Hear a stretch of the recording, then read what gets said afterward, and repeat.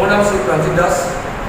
আজি আপোনালোকৰ ওচৰলৈ মোৰ ভাতৃপ্ৰতিম এনেকুৱা এজন ব্যক্তি, যিজন ব্যক্তিৰ আজি অসমৰ ধুতিক লৈ অসমীয়া বিহুৰ মান উঠাবৰ কাৰণে ওলাই আহিছে। বহুত ভাল লাগিছে। সেইজন ব্যক্তি হ'ল মোৰ মৰমৰ ভাতৃপ্ৰতিম নীতিশ দাস, তেখেত সোণাপুৰৰ। আৰু তেখেতৰ ঢোলৰ চাপৰ শুনিলে আপোনালোকে চাগে নিজৰ গাখন হাতখন কৰি উঠিব। আমি চাওঁ আজি তেখেতৰ সৰু ঢোলৰ চাপৰ কিছুমান আমি শুনিবলৈ বিচাৰোঁ। এয়া আমাৰ মাজত নীতিশ দাস সোণাপুৰৰ, এয়া সোণাপুৰৰ নীতিশ দাস। তেখেতৰ ঢোলৰ চাপৰ আমি কেইখনমান আজি আপোনালোকৰ ওচৰত দেখুৱাব পাৰিছোঁ। নমস্কাৰ, মোৰ নাম শ্ৰী নীতিশ দাস, মোৰ ঘৰ সোণাপুৰত। আজি ধন্যবাদ জনাইছোঁ প্ৰাঞ্জিতা এইখিনি সুযোগ দিয়াৰ বাবে আজি দিনটো। আৰু মোৰ প্ৰাঞ্জিতা যিহেতু ঢোলৰ চাপৰ কেইখনমান শুনিব বিচাৰিছে, মই সীমান্ত তামুল ছাৰৰ কেইখনমান চাপৰ বজাব পাইছোঁ। এইখিনি ভূটানকে জনাব।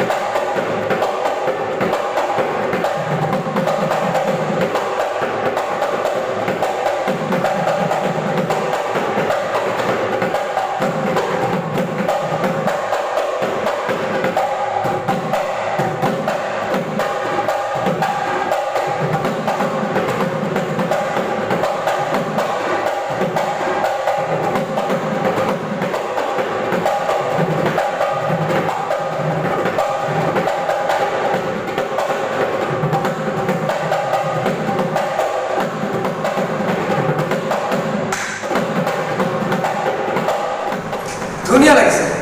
নীতিশ দাসৰ আজি ঢোলৰ চাপৰ শুনি যিখিনি নীতিশ দাসে বজাইছে, মই সঁচাকৈ মোৰ নিজৰ গাখন সাতখন আঠখন কৰিছে। আৰু নাচনীৰ গাখন কেনেকুৱা সাতখন আঠখন নকৰিব কোনো মানেই নাই। কিন্তু নীতিশ, তোমাৰ নতুন আৰু কিবা কিবি শিকিছা নেকি?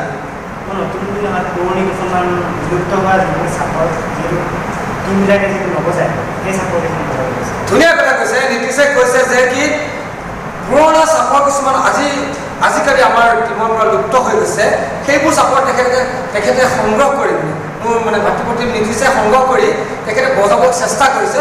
আকৌ এবাৰ তেখেতৰ সেই চাপৰ পৰা সেই চাপৰ কেইটা আমি শুনিবৰ কাৰণে বিচাৰোঁ। আহকচোন।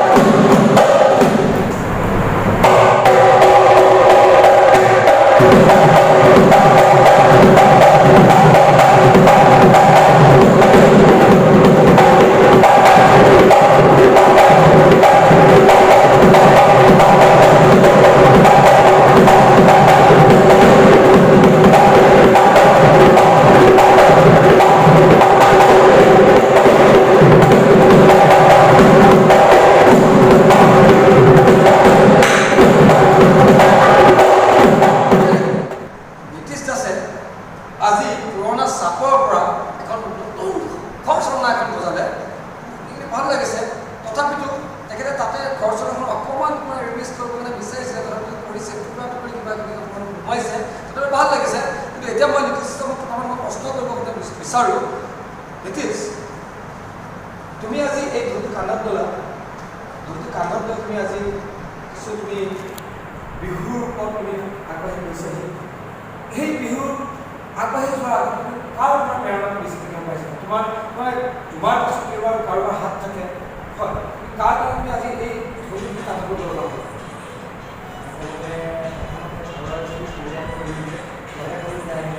হয়,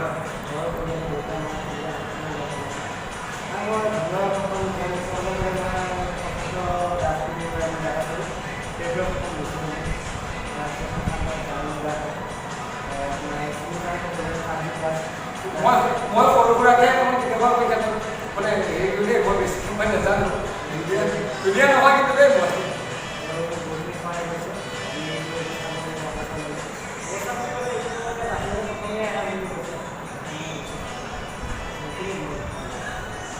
ধন্যবাদ, ভাল লাগিল। আৰু মই দেখিছোঁ তুমি বহুত কিছু বাদ্যযন্ত্ৰ তুমি বজাব জানা। তুমি বৰ্তমান এতিয়ালৈকে বিহুৰ লগত সংগঠিত তুমি কি কি বাদ্য বজাব পাৰা?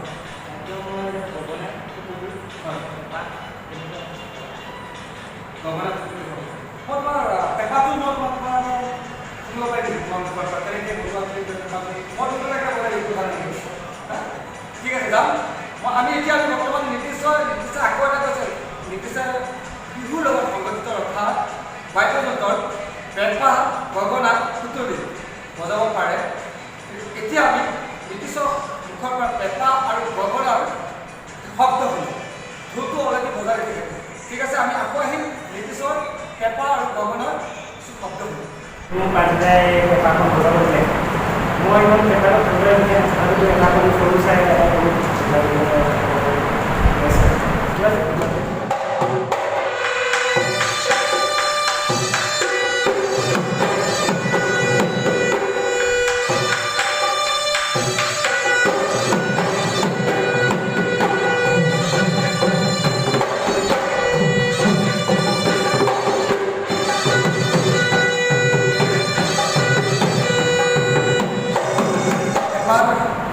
শুনিলোঁ।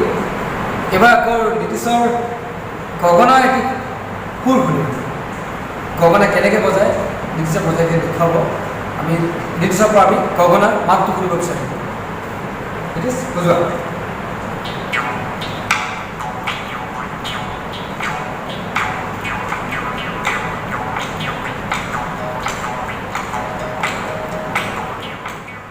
আজি নীতিশৰ ঢোলৰ চাপৰে হওক, পেঁপাৰ কলিয়ে হওক, গগনাৰ সুৰে হওক আপোনালোকে শুনিলে। কিন্তু নীতিশে এটা কথা, মই নীতিশ তুমি গান গোৱা জানো? গাব পাৰা জানো? গান গোৱা নে? তুমি বিহুৰ নাম গাব জানানে? বিহুৰ লগত জড়িত হ'লে তুমিতো বিহু নামটো জানিবাই, নিশ্চয় জানিবা। কিন্তু শেষত আমি নীতিশৰ বিহু নামেৰে আমি আমাৰ অনুষ্ঠান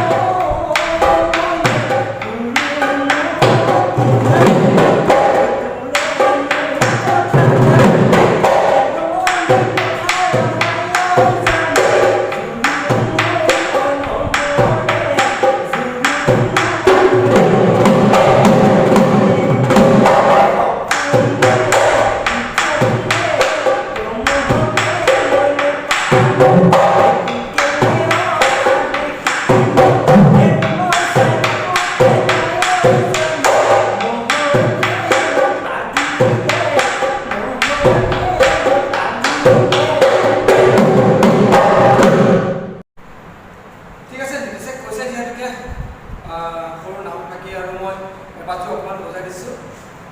কিবা যদি ভুল ভ্ৰান্তি হয় ক্ষমা কৰিব। এইখিনিতে মই আৰু এটা কথা কওঁ, আজি যিহেতুকে মই এই ঢোল হওক বা পেঁপা হওক বা গানৰ মাজতে হওক, মই আপোনালোকৰ ওচৰত অকণমান আগবাঢ়ি আহিছোঁ, যদিও বেছি আগবাঢ়িব পৰা নাই, অকণমানকৈ আহিছোঁ। তাৰ আৰু মোৰ প্ৰথমতে মোৰ মা, প্ৰথমতে মোৰ দেউতা, তাৰপাছত মোৰ শিক্ষাগুৰু শৈলেন গগৈ ডাঙৰীয়াদেৱক মই আজিও মই শ্ৰদ্ধা জনাওঁ। তেখেত যদি নাথাকিলে হয় মই আজি মোৰ ঢোলটো কান্ধত ল'ব নোৱাৰিলোঁ হয় আৰু মই শিকিব নোৱাৰিলোঁ হয়। মই আজি নগাঁৱৰ পৰা মই 5 বছৰ বয়সতে ঢোল কান্ধত লৈ 10 বছৰ বয়সত মই গুৱাহাটীত আহি মোৰ চলে গগৈ ডাঙৰীয়া ছাৰক লগ পালোঁ। আহি মই শিকিছিলোঁ, অকণমান শিকিছিলোঁ। সেই শিকি আজি আপোনালোকৰ ওচৰলৈ মই অকণমান ওলাই আহিব পাৰিছোঁ। কিন্তু বেছি নাজানো, তথাপিও মোৰ ভাইটিহঁতে মোতকৈ বহুত আজিকালি জনা হৈছে, নতুন প্ৰজন্মৰ ল'ৰা শিকিব পাৰিছে, ভালকৈ শিকিছে, ভাল বজাই তেওঁলোকৰ হাতখন বহুত ভাল। তেওঁলোকক আপোনালোকে অকণমান আশীৰ্বাদ কৰিব আৰু ওলাই আনিবলৈ চেষ্টা কৰিব আপোনালোকে। সেয়েহে অকণমান নিৰ্দিষ্ট পোৱাৰ কাৰণে মই এপাকি বিহু নাম আৰু পেপাৰ কলিয়াতে মই বজাই দিছোঁ।